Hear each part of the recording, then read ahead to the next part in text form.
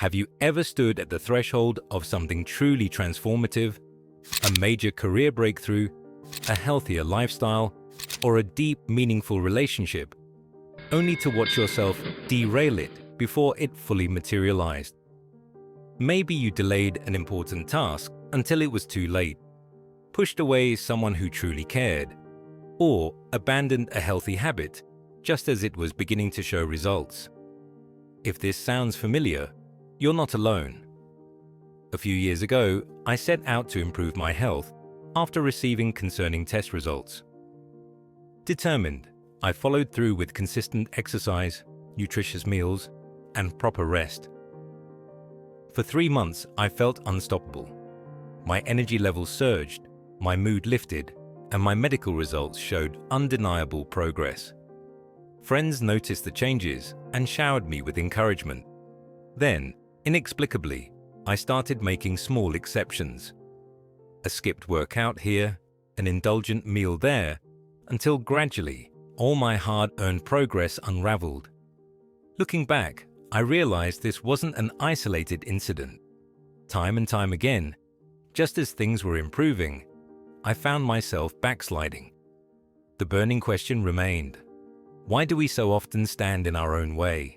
Self-sabotage is a perplexing phenomenon, one that many experience but few understand at a deeper level.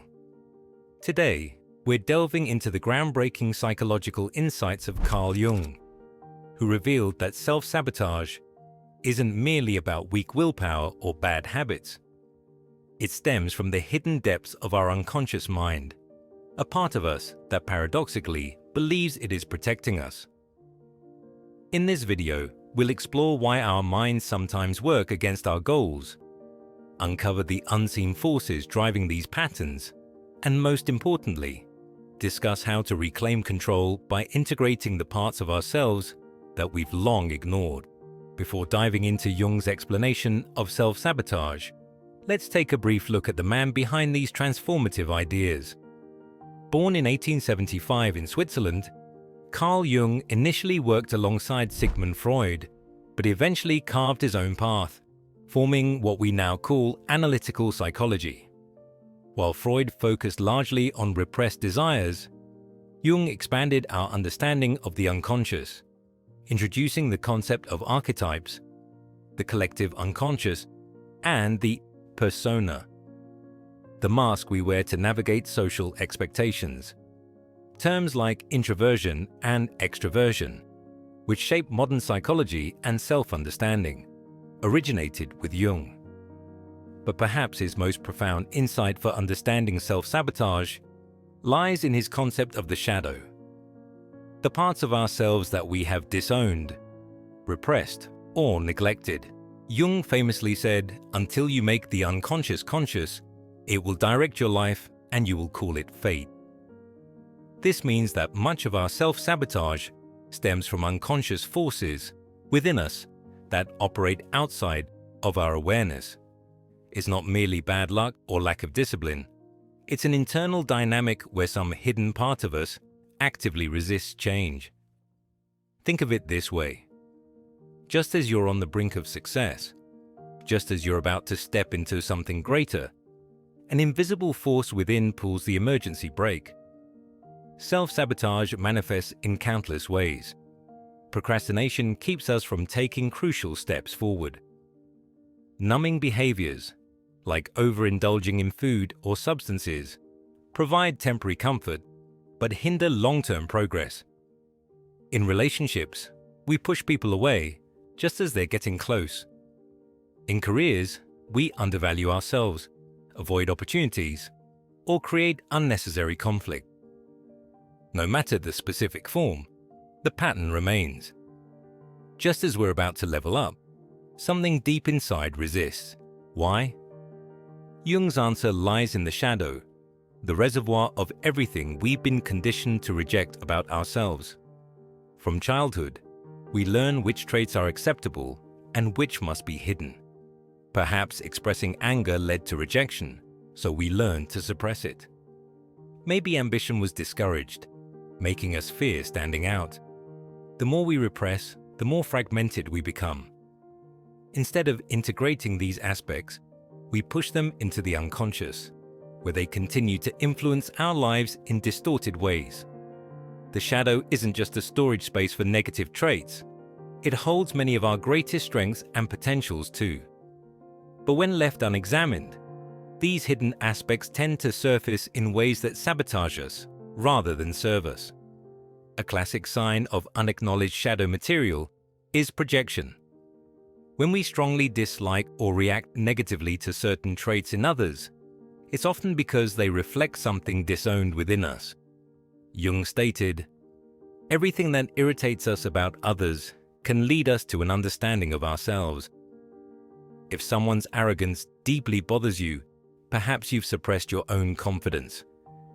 If another's ambition triggers resentment, it might point to your own unclaimed potential. Closely linked to the shadow is what Jungians refer to as the wounded inner child. Early emotional wounds form what Jung called complexes, deeply ingrained patterns that resurface in adulthood. This explains why people often recreate past emotional pain, a phenomenon known as repetition compulsion. If abandonment was a childhood wound, you might unconsciously sabotage relationships, pushing people away before they can leave you.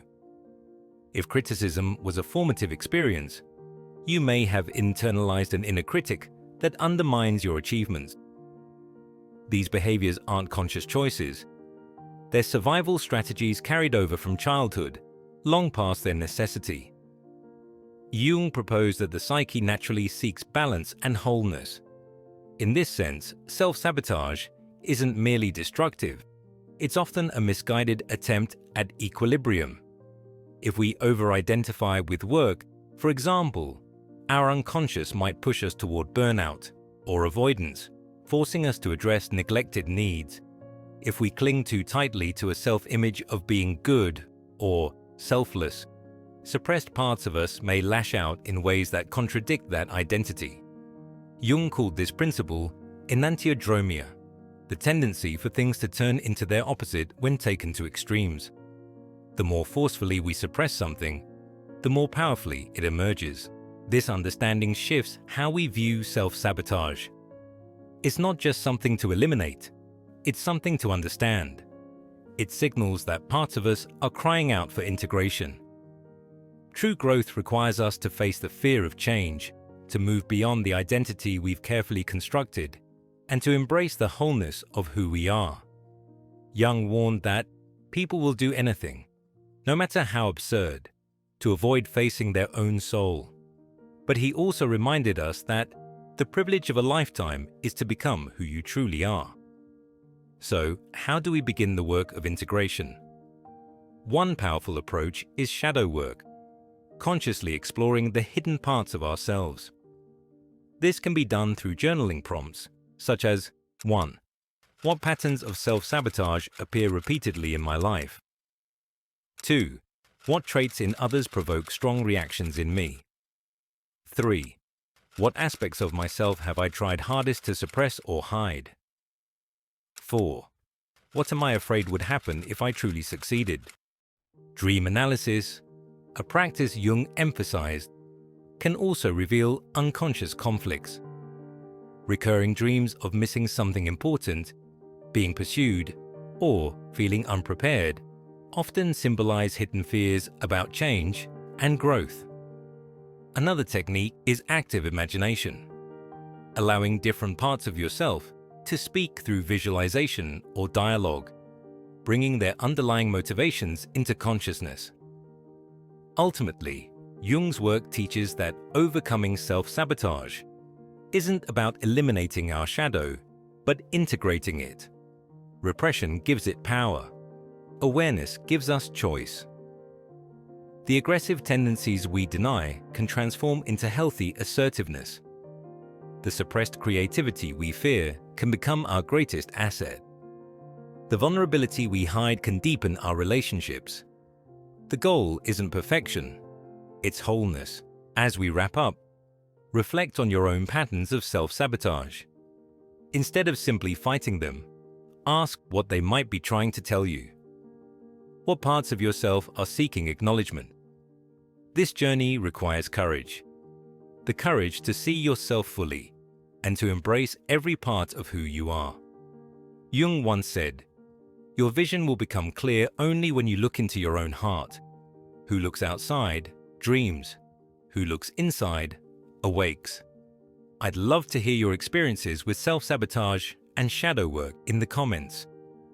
What patterns have you noticed? What insights have resonated with you? If this exploration has been valuable, consider liking, subscribing, and sharing. Until next time, remember, you are not defined by what has happened to you. You are defined by what you choose to become.